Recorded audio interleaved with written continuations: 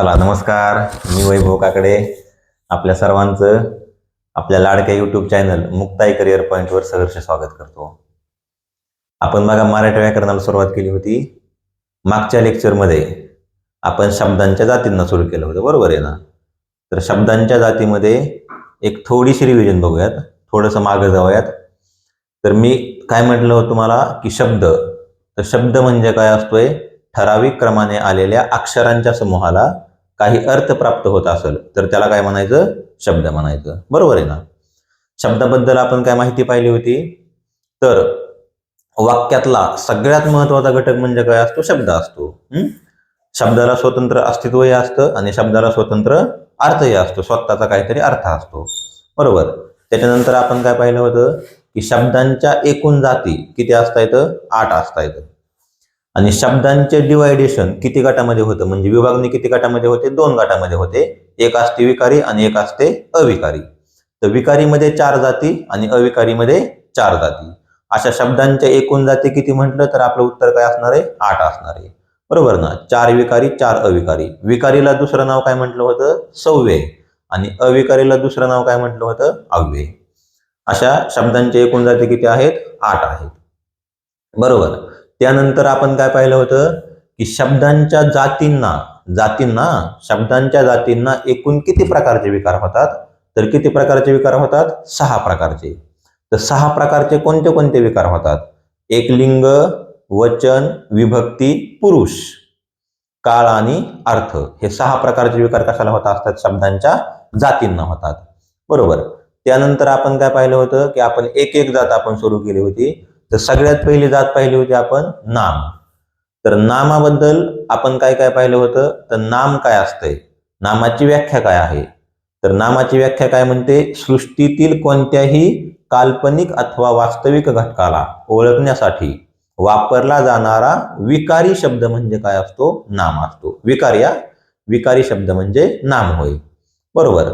तर नामाबद्दल आपण अजून काय पाहिलं होतं की नामाला विकार होतात 3 प्रकारचे. कोणते कोणते? लिंग, वचन आणि विभक्ती. तर लिंग, वचन आणि विभक्ती हे 3 प्रकारचे विकार कसे होतात? तर लिंगाचा विकार जर आपण पाहिला तर मी मुलगा म्हटलं, बरोबर आहे. तर मुलगा चालतो आणि मुलाच्या ऐवजी मी लिंग बदललं, मुलगी घेतलं, तर मुलगी काय होणार? चालते होणार. हा झाला लिंगाचा विकार. आता वचन विकार कसा होणार? आपण मुलगाच घेऊयात, तर मुलगा चालतो आणि मुलगे अनेक वचन केलं तर मुलगे चालतात, म्हणजे वचनानुसार पण काय होतोय? विकार होतोय. आणि विभक्ती विकार, तर विभक्ती विकार कसा होणार? तर मुलगा म्हटलं तर मुलगाला मी जर विभक्ती म्हणजे एखादा प्रत्यय जोडणं, बरोबर आहे, पुढे त्याच्या एखादा प्रत्यय जोडणं. तर मुलगाला मी जर प्रत्यय जोडला तर मुलाने, मुलाच्या, मुलाला, बरोबर आहे, त्याच्यामध्ये काय होतंय? बदल होतोय. मग अशा नामाला एकूण 3 प्रकारचे विकार होतात, लिंग, वचन आणि विभक्ती. ही गोष्ट लक्षात ठेवा, महत्वाची आहे. त्यानंतर आपण काय पाहिलं होतं की नाम हे कशापासून वेगवेगळ्या कोणत्या कोणत्या ह्याच्यापासून नाम बनवू शकते? जातीपासून. तर कोणत्या कोणत्या? विशेषतः 3 जातीपासून वेगवेगळं नाम बनतं. जातीपासून म्हणजे ह्याच्यापासून, तर कशापासून? विशेषणापासून एक आपण नाम बनवू शकतो. परत अव्ययापासून आपण नाम बनवू शकतो आणि अजून धातू किंवा धातू साधितांपासून नाम बनवू शकतो, बरोबर आहे. तर अव्ययामध्ये कोणते कोणते अव्यय नामाचं कार्य करू शकतात? तर पहिला अव्यय कोणता? उभयान्वयी अव्यय. आणि दुसरा अव्यय कोणता? केवल प्रयोगी अव्यय. हे 2 अव्यय नामाचं कार्य करू शकतात, बरोबर आहे. आणि धातू किंवा धातू साधित आणि काय? विशेषण, बरोबर ना? त्यानंतर आपण काय पाहिलं होतं? नाम हा शब्द कसा आहे? संस्कृत शब्द आहे आणि त्याला मराठीमध्ये जर म्हणायचं झालं तर नामाला काय म्हणावं लागतं? नाव म्हणावं लागतं. नाव हा मराठी शब्द आहे नामाला, बरोबर. त्यानंतर नामाचे आपण किती प्रकार पाहिले होते? 3 प्रकार पाहिले होते. पहिला आहे सामान्य नाम, दुसरा आहे विशेष नाम आणि तिसरा आहे भाववाचक नाम. हे नामाचे मुख्य 3 प्रकार. आणि नामाचं पण डिवायडेशन म्हटलं किंवा नामाची पण जर आपण विभागणी केली तर काही काही लेखकांच्या मते नामांची विभागणी 2 प्रकारामध्ये होते. एक आहे धर्मीवाचक आणि एक आहे धर्मवाचक, बरोबर आहे. पण नामाचे मुख्य प्रकार विचारले तर आपण उत्तर किती देणार? 3 देणार. सामान्य नाम, विशेष नाम आणि भाववाचक नाम. त्यामध्ये आपण सामान्य नाम पाहिलं होतं आणि विशेष नाम पाहिलं होतं. तर सामान्य नामामध्ये आपण काय पाहिलं होतं की सामान्य नाम हे समान गुणधर्मामुळे दिलेलं असतं, बरोबर आहे ना? गटाला त्या समान गुणधर्मामुळे दिलेल्या नावाला काय म्हणायचं? सामान्य नाम म्हणायचं, बरोबर. जसं की कसं? मुलगा, मुलगी, जातीला नाव दिलेलं असते. मुलगा ही एक प्रकारची जात आहे, मुलगी पण एक प्रकारची जातच आहे. मुलगा, मुलगी, घोडा, उंट, हत्ती, बरोबर आहे. परत काय म्हणता येईल, ग्रह म्हणता येईल. ग्रह पण एक प्रकारचे काय जात आहे. म्हणजे समान गुणधर्मामुळे एखाद्या ग्रुपला, बरोबर आहे, जातीला नाव दिलं तर ते सामान्य नाम असते. तर सामान्य नामामध्ये महत्वाची गोष्ट म्हणजे काय, की सामान्य नाम हे जातीवाचक असतं. जातीवाचक का असतं? कारण ते जातीला दिलेलं असते, त्यामुळे जातीवाचक असतं. दुसरी सामान्य नामामध्ये महत्वाची गोष्ट काय म्हटली होती, की सामान्य नामाचं अनेक वचन होतं. तर मुलगाचं अनेक वचन काय होणार, मुलगे होणार, बरोबर आहे ना. असं सामान्य नामाचं अनेक वचन होतं. त्यानंतर सामान्य नामामध्ये आपण 2 प्रकार पाहिले होते. तर सामान्य नामाचे 2 प्रकार कोणते? एक आहे पदार्थवाचक नाम आणि दुसरा आहे समूहवाचक नाम. तर पदार्थवाचक नाम काय राहते, जे जे घटक आपण संख्येमध्ये मोजत नाहीत. संख्येमध्ये मोजण्याऐवजी आपण कशामध्ये मोजतो, परिमाणामध्ये मोजतो. जसं की litre, metre, gram, kilogram, hectare, बिक्टर ह्याच्यामध्ये मोजणार. त्यांना काय, सॉरी, हेक्टर नाही म्हणता येईल तर पदार्थवाचक म्हणतो आपण. तर त्यांना काय म्हणायचं, पदार्थवाचक नाम म्हणायचं, बरोबर आहे. जसं की दूध, दही, ताक, रॉकेल, डिझेल, पेट्रोल, माती, दगड, हे सगळे कोणते झाले, पदार्थवाचक नाम झाले, बरोबर आहे. आणि दुसरा घटक कोणता पाहिला होता आपण, समूहवाचक नाम. पदार्थवाचक नामाचं अनेक वचन होत नाही. दुसरा घटक पाहिला होता समूहवाचक नाम. तर समूहवाचक नाम काय असतंय, तर एका समूहाला दिलेलं असते, बरोबर आहे ना. विशिष्ट प्रकारच्या समूहाला दिलेलं नाव म्हणजे काय असते, समूहवाचक नाम असते. पण त्या समूह पण कसा पाहिजे, समान गुणधर्माचा पाहिजे, बरोबर आहे. सारख्या गुणधर्मावाल्या समूहाला दिलेलं नाव असते. जसं की फुलांचा म्हटल्यावर काय म्हणता येईल आपल्याला, गुच्छ. म्हणजे गुच्छ काय झालं, समूहवाचक नाम झालं, बरोबर आहे ना. माणसांचा म्हटल्यावर काय म्हणता येईल, घोळका. तर घोळका काय झालं, समूहवाचक नाम झालं. समिती, बरोबर. त्याच्यानंतर अजून तांडा, उंटांचा तांडा असतो, बरोबर आहे. फुलझाडांचा ताटवा, ताटवा पण समूहवाचक नाम झालं. इथपर्यंत पाहिलं होतं. सामान्य नाम झाल्यावर आपण काय पाहिलं होतं, विशेष नाम. तर विशेष नाम काय असतं, एका विशिष्ट व्यक्ती, वस्तू, प्राणी, बरोबर आहे, अशांना जर नाव दिलं तर त्याला काय म्हणायचं, विशेष नाम म्हणायचं. तर सामान्य नाम जसं जातीवाचक असतं तसं विशेष नाम कसं असतं, व्यक्तिवाचक असतं. कारण ते एका विशिष्ट व्यक्तीला, वस्तूला, प्राण्याला दिलेलं असतं. हे लक्षात ठेवा. सामान्य नाम हे जातीवाचक असतं तर विशेष नाम हे व्यक्तिवाचक असतं. विशेष नामाचं अनेक वचन होत नाही.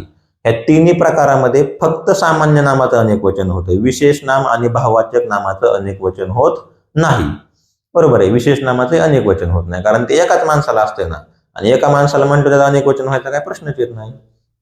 त्यानंतर आपण काय पाहिलं होतं, तर सामान्य नाम आणि विशेष नामामध्ये फारसा काय फरक नाही, एकदम छोटासा फरक आहे. जर ग्रुपला नाव असलं, मुलगा म्हटलं तर सामान्य नाम, आणि मुलामधून मग तुम्ही राम, श्याम, बरोबर आहे, अजून काही म्हणा, लक्ष्मण म्हणा, अभय म्हणा, राहुल म्हणा, प्रवीण, प्रदीप, काही पण नाव घ्या, कोणत्याही मुलांचे नाव घ्या, तर ते काय झालं, तुमचं विशेष नाम झालं. मुलगी म्हटल्यावर सामान्य नाम, आणि मुलीमध्ये आपण जर मुलींचे नाव घेतले तर विशेष नाम, बरोबर. ग्रह म्हटल्यावर सामान्य नाम, पण पृथ्वी म्हटलं, सूर्य म्हटलं, चंद्र म्हटलं, मंगळ म्हटलं, तर हे काय झाले, विशेष नाम झाले, बरोबर. तर सामान्य नाम आणि विशेष नाम, तर आपण विशेष नामापासून आपण येऊन थांबलो होतो सगळ्यात शेवटी.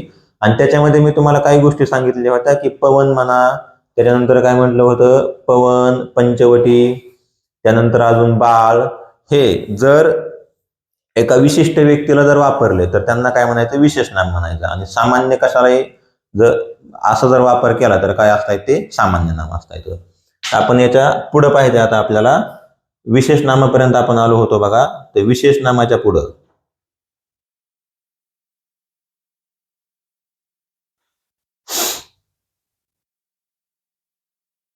आज आपल्याला पाहिजे भाववाचक नाम.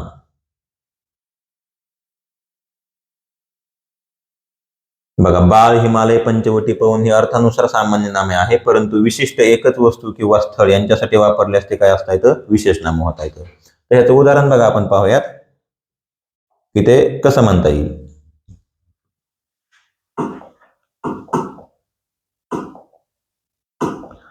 बघा, बाळ, हिमालय, पंचवटी, पवन ही अर्थानुसार सामान्य नामे आहे, परंतु विशिष्ट एकच वस्तू किंवा स्थळ यांच्यासाठी वापरल्यास काय असतात, ते विशेष नामं असतात.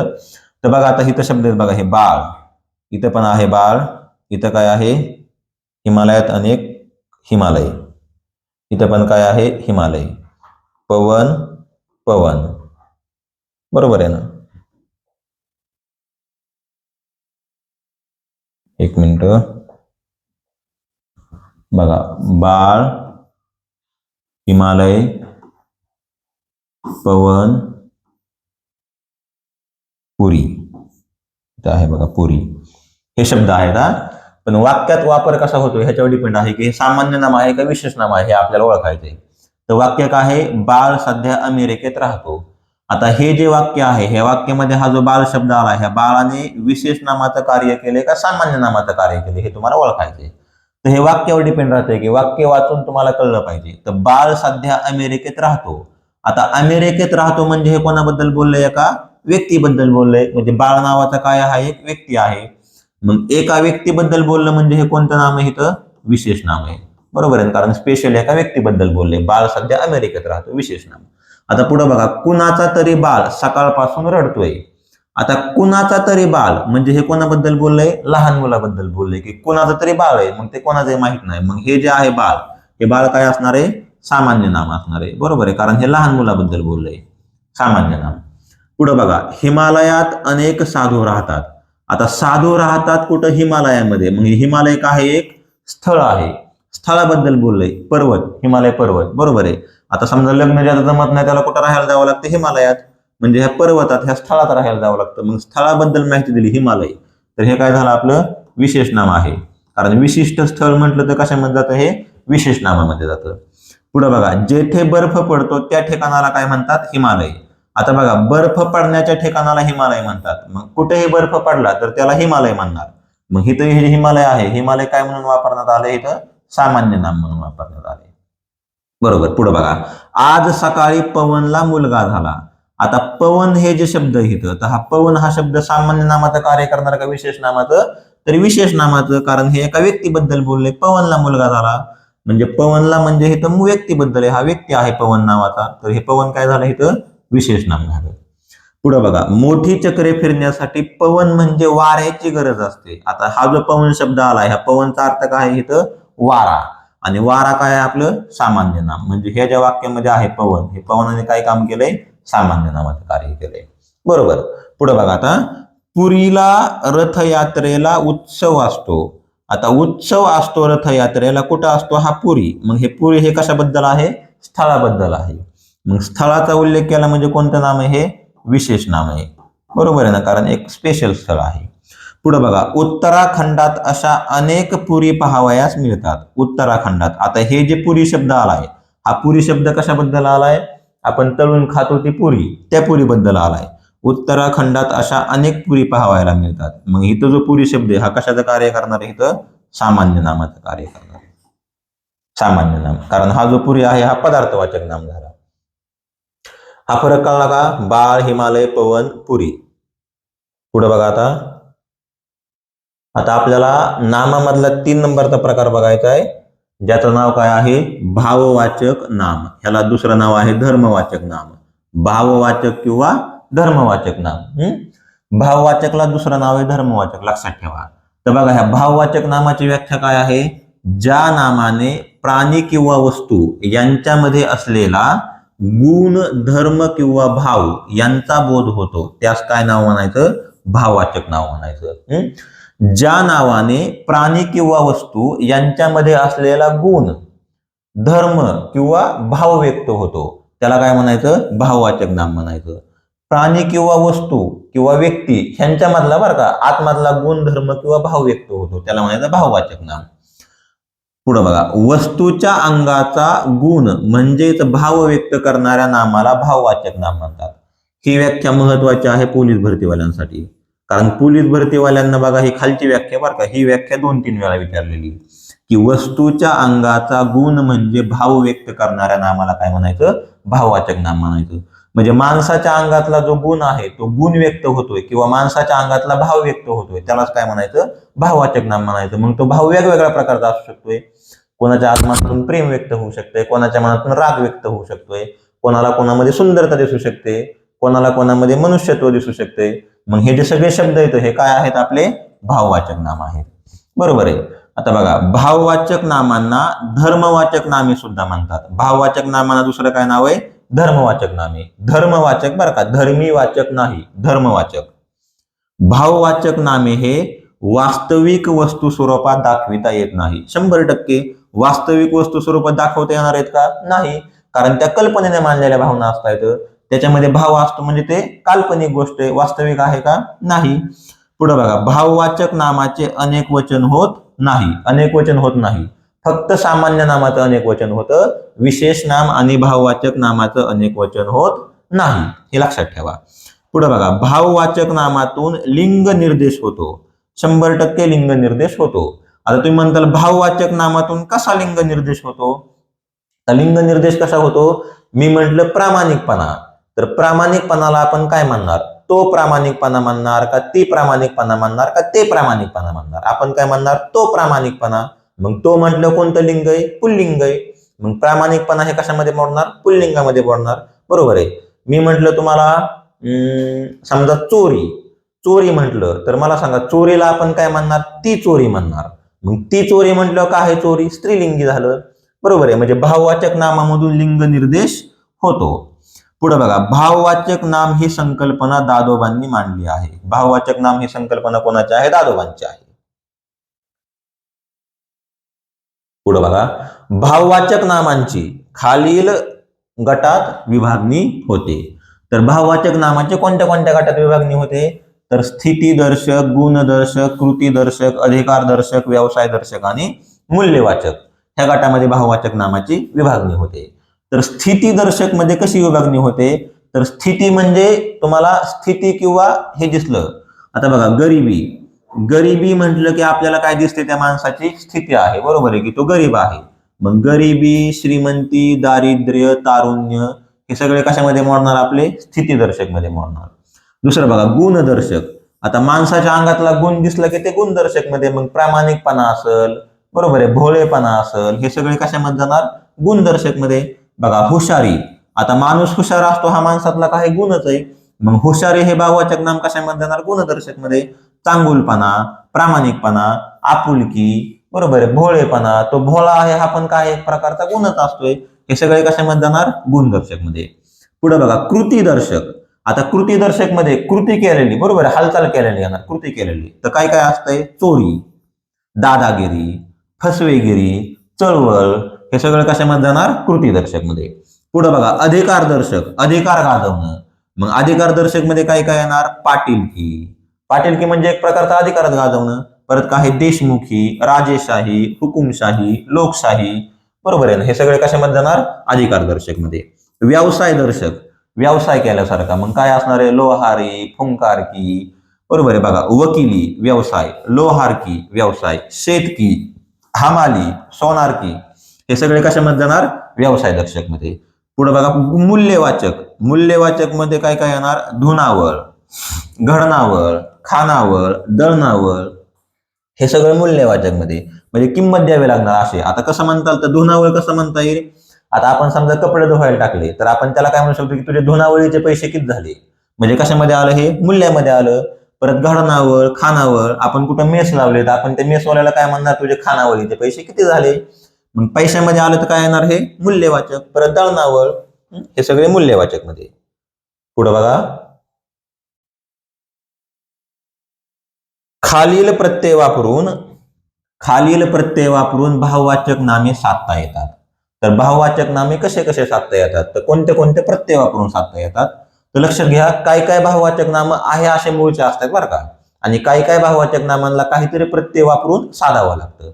मग जे मूळचे भाववाचक नाम असतात ते कोणते असणार? समजा प्रेम म्हणा, राग म्हणा, हे काय झाले? मूळचे झाले. त्यांना काय प्रत्यय आहे का? काहीच नाही. पण काही काय भाववाचक नामांना प्रत्यय वापरून तयार करावं लागतं. तर प्रत्यय वापरून कोणते कोणते प्रत्यय वापरून तयार करावं आपण त्याच्याबद्दल माहिती घेऊया. तर बऱ्यापैकी विशेषण एक बरं का. बघा, सामान्यपणे विशेषण, सामान्य नाम व धातू यांच्यापासून भाववाचक नामे तयार केली जातात. बऱ्यापैकी विशेषणापासून, सामान्य नामापासून आणि धातूपासून भाववाचक नाम तयार करतात. कधी कधी क्रियापदापासून पण करू शकतात बरं का. तर आपण एक एक प्रत्यय बघूया. तर सगळ्यात पहिला प्रत्यय बघायचा आपल्याला य. तर य प्रत्यय वापरून कोणते कोणते भाववाचक नाम तयार होतील? तर बघा, सुंदर हा शब्द आहे. तर सुंदर हे मूळचं काय आहे बरं? विशेषण, बरोबर आहे. तर हे विशेषणापासून भाववाचक नाम तयार केले.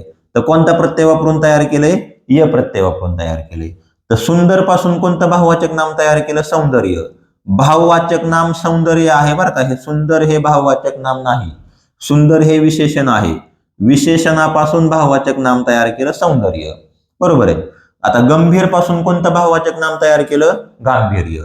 मधुर पासून कोणतं केलं? माधुर्य. धीर पासून धैर्य.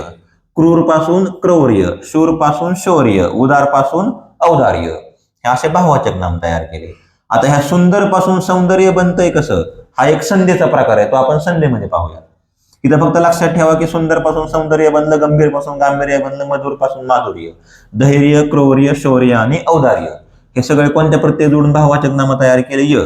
पुढे बघा अजून आहे. नवीन पासून काय? नाविन्य, प्रावीण्य, लालित्य, चातुर्य, शैथिल्य, वैशिष्ट्य, मांगल्य, पांडित्य, दैन्य हे सगळे य प्रत्यय जोडून भाववाचक नाम तयार केलेले आहेत.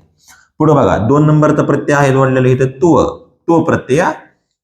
तर माणूस पासून कोणतं भाववाचक नाम तयार केलं? मनुष्यत्व. आता माणूस हे मुळात कोणतं नाम आहे आपलं? सामान्य नाम आहे. तर सामान्य नामाला प्रत्यय जोडून कोणतं नाम तयार केलंय? भाववाचक नाम तयार केले. माणूस पासून मनुष्यत्व, शत्रू पासून शत्रुत्व, मित्र पासून मित्रत्व, प्रौढ पासून प्रौढत्व, जड पासून जडत्व, प्रभुत्व, नेतृत्व, कवित्व, श्रेष्ठत्व, नागरिकत्व, मातृत्व, वक्तृत्व, वृद्धत्व, चतुरत्व, गुरुत्व आणि बंधुत्व इत्यादी. अजून पण काय काय वेगळे येतील, पण आपण काय मोजकेच घेतलेले इथं. सगळे घ्यायचे म्हणल्यावर भरपूर होता येतं. तुम्हाला फक्त समजलं पाहिजे की प्रत्यय जोडून कसे भाववाचक नाम बनता येतं, मग तुम्ही ते ऑटोमॅटिक बनवणार. आता बघा 3 नंबरचा प्रत्यय पण, पणा. तर पण किंवा पणा हे प्रत्यय जोडून कोणते कोणते भाववाचक नाम तयार होता येतं? तर देव पासून देवपण. तुम्ही देवपणा पण म्हणू शकता बरं का, जे योग्य वाटेल ते, दोन्ही चालतंय. देवपण किंवा देवपणा. बाळपासून बालपण, शहाणापासून शहाणपणा, वेडापासून वेडेपणा, चांगलापासून चांगुलपणा, म्हातारापासून म्हातारपणा, मूर्खपासून मूर्खपणा, गोरापासून गोरेपणा, प्रामाणिकपासून प्रामाणिकपणा, लहानपासून लहानपणा किंवा लहानपणा, मोठेपासून मोठापणा, प्रेमळपासून प्रेमळपणा, खारटपासून खारटपणा. बरोबर आहे. हे असे पण किंवा पणा प्रत्यय लावून जोडले तयार केलेले भाववाचक नाम आहेत. 4 नंबर बघा ई प्रत्यय. तर ई प्रत्यय वापरून कोणते कोणते भाववाचक नाम बनता येतं? तर श्रीमंत पासून श्रीमंती, गरीब पासून गरिबी, गोड पासून गोडी, चोर पासून चोरी. आता गोड पासून गोडवा पण बनतं बरं का, ते आपण पुढे तुम्हाला सांगतो. चोर पासून चोरी, हुशार पासून हुशारी, लबाड पासून लबाडी, मोडी, देशमुखी, मंदी, वकिली, हमाली, लायकी, मैत्री इत्यादी वेगवेगळे आहेत. 5 नंबरला बघा ता प्रत्यय जोडून कोणते कोणते भाववाचक नाम बनता येतं? तर नम्र पासून नम्रता, सम पासून समता, वक्रता, वीरता, एक पासून एकता, बंधू पासून बंधुता, श्रेष्ठ पासून श्रेष्ठता, नीच पासून नीचता, स्वतंत्र पासून स्वतंत्रता, क्रूरता, व्यावसायिकता, भिन्नता, विषमता, सुंदरता. बरोबर आहे. हे सगळे ता प्रत्यय जोडून बनलेले भाववाचक नाम आहेत. पुढे बघा की प्रत्यय जोडून कोणते कोणते भाववाचक नाम बनता येतं? तर पाटील पासून पाटीलकी, माल पासून मालकी, आपला पासून आपुलकी, गाव पासून गावकी, माणूस पासून माणुसकी, फुशार पासून फुशारकी, सोनार पासून सोनारकी, लोहार पासून लोहारकी, भाऊ पासून भाऊकी, मास्तर पासून मास्तरकी, बहादूर पासून बहादूरकी, सावकार पासून सावकारकी. अशा अजूनही वेगवेगळे बनवू शकता येतं. कोणता प्रत्यय जोडून? की प्रत्यय जोडून बरं का. आता पुढे बघा 7 नंबरचा प्रत्यय कोणता जोडू शकतो? आपण गिरी. तर गिरी प्रत्यय जोडून कोणते कोणते भाववाचक नाम बनता येतं? तर गुलाम पासून गुलामगिरी, फसवापासून फसवेगिरी, लुच्च्यापासून लुच्चेगिरी, भामटापासून भामटेगिरी, दादापासून दादागिरी, सावध पासून सावधगिरी, वस्ताद पासून वस्तादगिरी, वस्तादगिरी, सौदापासून सौदेगिरी, शिपाई पासून शिपाईगिरी, गांधी पासून गांधीगिरी. तर गिरी प्रत्यय जोडून असे वेगवेगळे भाववाचक नाम बनता येतं. पुढचा प्रत्यय बघा वा. तर वा प्रत्यय जोडून गोड पासून गोडवा, गार पासून गारवा, ओला पासून ओलावा, दूर पासून दुरावा, थकणे पासून थकवा. बघा आता थकणे हे काय आहे? मुळात क्रियापद आहे. तर इथं बघा क्रियापदापासून भाववाचक नाम बनवले. थकणे पासून थकवा, विसावणे पासून विसावा, थंड पासून थंडावा. बरोबर, वा प्रत्यय जोडून. पुढे बघा 9 नंबर आई. तर आई प्रत्यय जोडून कोणते कोणते भाववाचक नाम बनता येतं? नवल पासून नवलाई, चपळ पासून चपळाई, चतुर पासून चतुराई, दिरंग पासून दिरंगाई, महाग पासून महागाई, दांडगा पासून दांडगाई, कठीण पासून काठीणाई, कठीणाई, धुणे पासून धुलाई, शिवणे पासून शिलाई, खोदणे पासून खुदाई, गोल पासून गोलाई. अजूनही काय नाव असू शकतात. पुढे बघा वी प्रत्यय जोडून कोणते कोणते भाववाचक नाम बांधता येतं, तर थोर पासून थोरवी आणि पद पासून पदवी, हे झाले वी प्रत्यय. पुढे बघा नावळ प्रत्यय जोडून बरं का, नावळ, तर दळण पासून दळणावळ, धुणे पासून धुनावळ, अजून पण आहे इथं बरोबर आहे, खाणेपासून खानावळ हा पण बनवू शकतो इत्यादी, हे झाले नावळ प्रत्यय जोडून. म्हणजे असे जवळपास 11 प्रत्यय, 11 वेगवेगळे प्रत्यय जोडून आपण भाववाचक नाम तयार करू शकतो, हे लक्षात ठेवा. आता एक गोष्ट सांगतो, हे पाठ करायचं नाही बरं का, ह्या गोष्टी पाठ करायच्या नाही तर फक्त एकदा वाचायच्या, कारण ह्या पाठ करायच्या गोष्टी नाही. तर पाठ करायला गेला तुम्ही काय म्हणताल की आम्ही अख्ख्याला शब्दच पाठ करतो, हे शब्द पाठ करायचे नाहीत, तुम्ही वाचून वाचून वाचून तुमच्या ऑटोमॅटिक लक्षात राहतं, बरोबर आहे, पाठ करायची गरज नाही. आता बघा महत्वाचं काय आहे, एकाच शब्दापासून वेगवेगळी भाववाचक नामे तयार केली जाऊ शकतात, हे खूप महत्वाचे आहे. बघा एकाच शब्दापासून वेगवेगळी भाववाचक नामे तयार केली जाऊ शकतात. जसं की आपण वर पाहिलं होतं, किंवा इथं तुम्हाला एक उदाहरण देतो, जसं सुंदर हा शब्द घेतला बरं का मी, सुंदर, तर ह्या सुंदर ह्या शब्दापासून मी कोणते कोणते वेगवेगळे भाववाचक नाम तयार करू शकतो, तर सुंदर पासून सौंदर्य पण बनवतं, तर सौंदर्य कोणता प्रत्यय जोडून बनतंय, य प्रत्यय जोडून. सुंदर पासून सुंदरत्व पण बनतंय, तर कोणता प्रत्यय जोडून, तो प्रत्यय जोडून. सुंदर पासून सुंदरता पण बनते, कोणता प्रत्यय जोडून, ता प्रत्यय जोडून. सुंदर पासून सुंदरपणा पण बनू शकते, कोणता प्रत्यय जोडून, पणा प्रत्यय जोडून. म्हणजे बघा ह्याचा अर्थ सरळ सरळ काय होतो की एकाच शब्दापासून आपण ह्या सुंदर ह्या शब्दापासून एकाच शब्दापासून वेगवेगळी भाववाचक नामे तयार होऊ शकतात. प्रश्न येईल तुम्हाला की एकाच शब्दापासून वेगवेगळी भाववाचक नामे तयार होऊ शकतात, हे विधान सत्य आहे की असत्य आहे, हे तुम्हाला कळलं पाहिजे. पुढे बघा आता, भाववाचक नाम तयार करताना मूळ शब्दात जो बदल होतो त्याला वृद्धी होणे असे म्हणतात. भाववाचक नाम तयार करताना मूळ शब्दात जो बदल होतो त्याला काय म्हणायचं, वृद्धी होणं म्हणायचं. जसं की सुंदर पासून सौंदर्य बनलं, म्हणजे मूळ शब्दामध्ये काहीतरी बदल झालाय ना, बदल होऊन तर बनलंय ना, मग हा जो बदल आहे ह्या बदलाला काय म्हणायचं, वृद्धी होणं म्हणायचं, वृद्धी. लक्षात ठेवा. पुढे बघा आता बघा आपण सामान्य नाम, विशेष नाम आणि भाववाचक नाम हे 3 प्रकार पाहिले, हे तिन्ही तुम्हाला गोष्टी समजल्या असतील.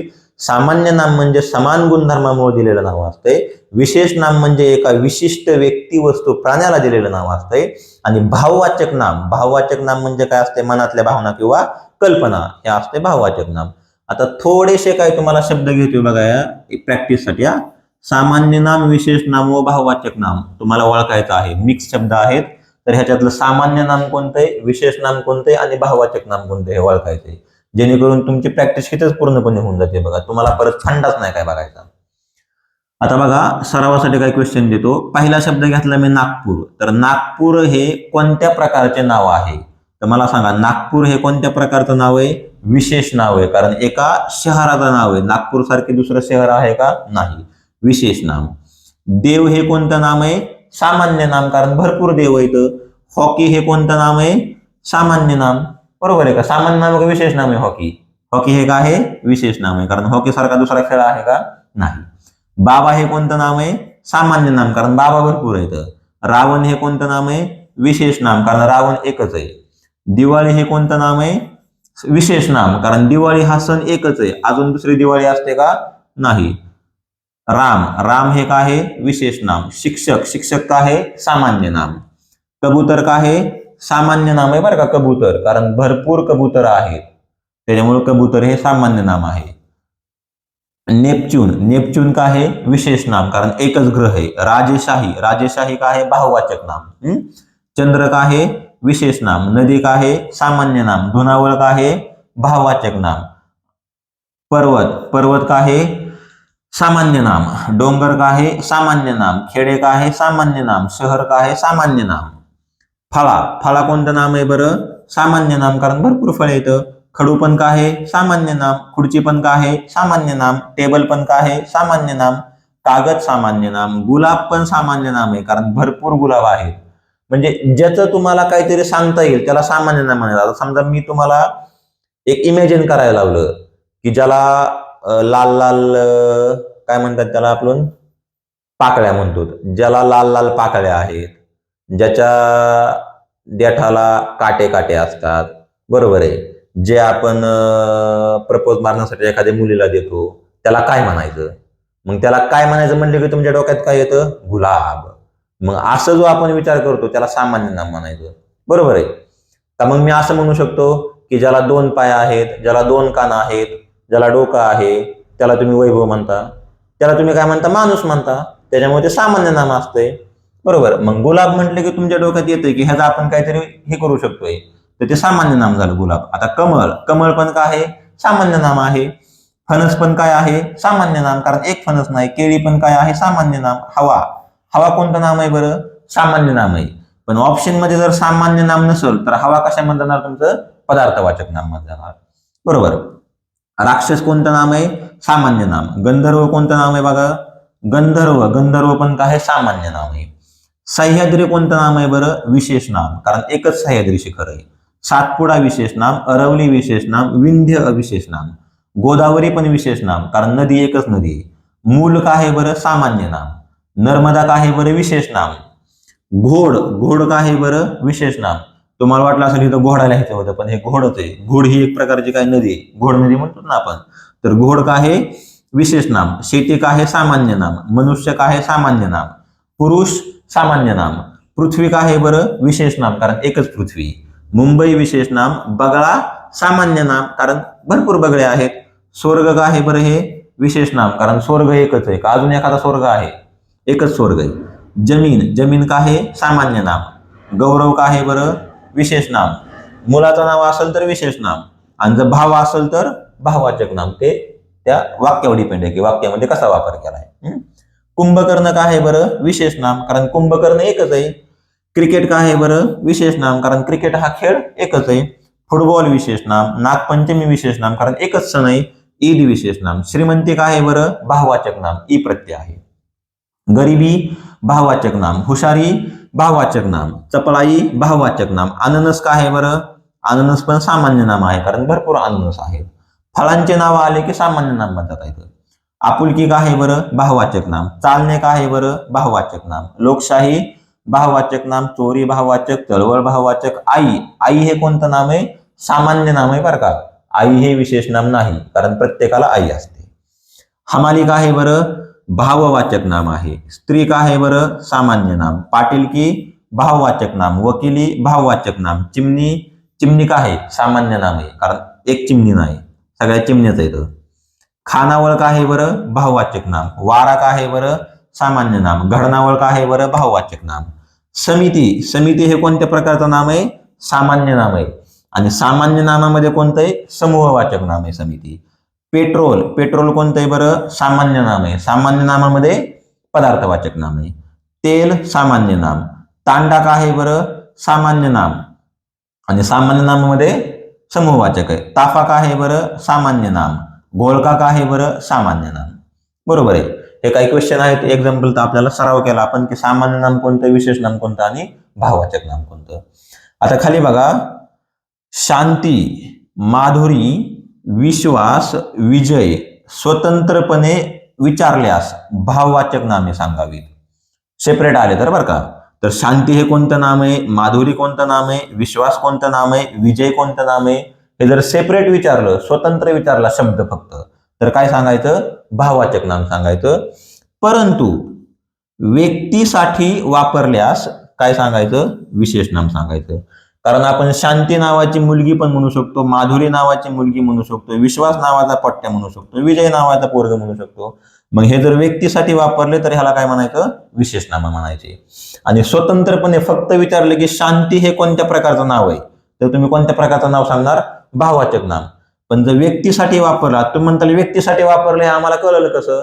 तर ते वाक्यावर डिपेंड आहे. तसं वाक्य येणार तुम्हाला की व्यक्तीसाठी वापरले का मनातल्या भावनासाठी वापरले.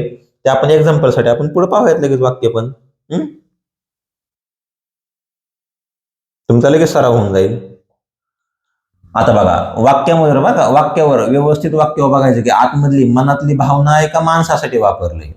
बघा पहिलं वाक्य बघा, मला मनाची शांती हवी. आता शांती तर हवी, पण शांती कोणती हवी? मनाची. मनाची शांती हवी म्हणजे काय? हा भाव आहे.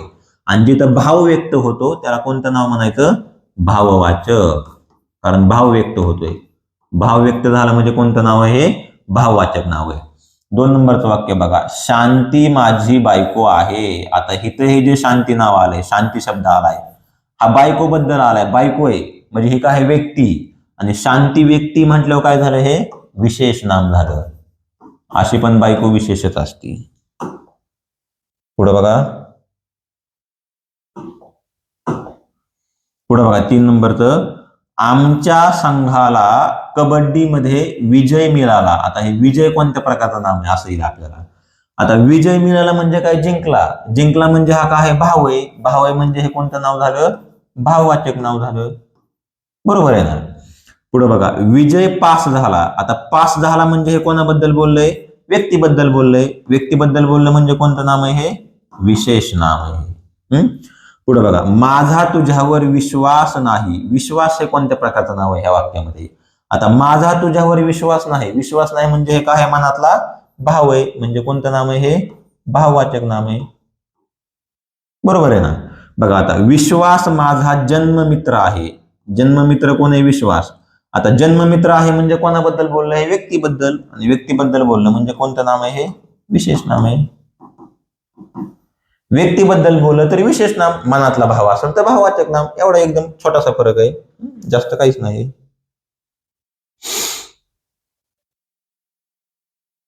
पुढे बघा, वाक्यातील नाम कसे ओळखावे? खूप महत्वाचा पॉइंट आहे की वाक्यातलं नाव कसं ओळखायचं. डायरेक्ट प्रश्न येतो. एक आपल्याला वाक्य देणार आणि खाली म्हणणार या वाक्यात एकूण किती नामे आहेत? 2, 3, 4, 5, 6. तर तुम्हाला वाक्यातलं नाव ओळखता आलं पाहिजे की हे नाव आहे, हे नाव आहे, हे नाव आहे. तर ते नाव कसं ओळखायचं हे 4-5 पॉईंट लक्षात ठेवा वाक्यातले नाव ओळखण्यासाठी. सगळ्यात पहिला पॉईंट आहे बघा की वाक्याचा कर्ता व कर्म नामच असतं. कधी पण लक्षात ठेवायचं, वाक्यातला कर्ता घ्या किंवा कर्म घ्या, दोन्ही पण नावच राहणार आणि नावच असतं. जसं की उदाहरणार्थ बघा, पोलिसाने चोर पकडला. हे जर मी वाक्य घेतलं, पोलिसाने चोर पकडला, तर ह्या वाक्यामध्ये कर्ता कोण आहे? पकडणारा कोण आहे? पोलीस. म्हणजे हा वाक्यातला काय झाला? कर्ता. आणि काय पकडले? तर चोर पकडलाय. म्हणजे वाक्यातलं काय झालं? कर्म झालं. तर वाक्यातला कर्ता झाला पोलीस आणि चोर झाला कर्म. तर ह्या वाक्यामध्ये हा पोलीस पण नाम आहे आणि चोर पण काय आहे? नाम आहे. कारण वाक्यातला कर्ता आणि कर्म काय असते? नामच असते. पोलीस आणि चोर हे दोन्ही पण नाम आहेत. 2 नंबरचा पॉईंट लक्षात ठेवा, षष्टी प्रत्ययाच्या मागे व पुढे नामच असतं. कोणत्या प्रत्ययाच्या? षष्टी प्रत्ययाच्या. तर षष्टी प्रत्यय कोणते येतं? कोणते कोणते असतात? चा, ची, चे आणि चा. हे कोणते प्रत्यय आहेत? आपले षष्टी प्रत्यय असतात. म्हणजे सरळ सरळ चाची चेचा माग पण नाम असतं आणि ह्याच्या पुढं पण नाम असतं बरं का. षष्टी प्रत्ययाच्या मागही नाम असतं आणि पुढेही नाम असतं, हे लक्षात ठेवा. तर वाक्य बघा, आजकाल यंत्रांचा वापर खूप वाढला आहे. आता हे तर तुम्हाला षष्टी प्रत्यय कळलं पाहिजे. म्हणजे चाची चेचा कुठं आहे? तर बघा, डळ हे दिसते आपल्याला. इथं कोणता प्रत्यय? चा प्रत्यय. मग ह्या चा प्रत्ययाच्या माग म्हणजे कोणता शब्द आहे? हा यंत्र. हे पण काय आहे? आपलं नाम आहे. आणि चा प्रत्ययाच्या पुढं कोणता शब्द आहे? हा वापर. तर हे वापर पण काय आहे? आपलं नाम आहे. म्हणजे बघा काय सांगतोय मी की हे यंत्र पण नाम आहे आणि वापर पण काय आहे? नाम आहे. म्हणजे चा प्रत्ययाच्या मागही नाम असतं आणि पुढेही नाम असतं. तर यंत्र कोणतं नाम आहे? हे सामान्य नाम आहे. आणि वापर कोणतं नाम आहे? हे धातुसाधित नाम आहे. मग हे चाचीच्या प्रत्ययाच्या मागही नाव असतं आणि पुढेही नाव असतंय. बरोबर आहे. आता पुढे बघा, 3 नंबरचा पॉईंट लक्षात घ्या, शब्दयोगी अव्ययाने जोडलेला शब्द नाम असतो. नाम असतो किंवा नामाचे कार्य करतो. बरोबर. शब्दयोगी अव्ययाने बरं का, जो शब्द शब्दयोगी अव्ययाने जोडलाय तो एकतर नाम असतो किंवा नामाचं कार्य करतो. मग शब्दयोगी अव्यय कोणते? मागे, पुढे, खाली, वर, इकडे, तिकडे, अलीकडून, पलीकडून. बरोबर आहे. वरून, खालून हे सगळे काय झाले? शब्दयोगी अव्यय झाले.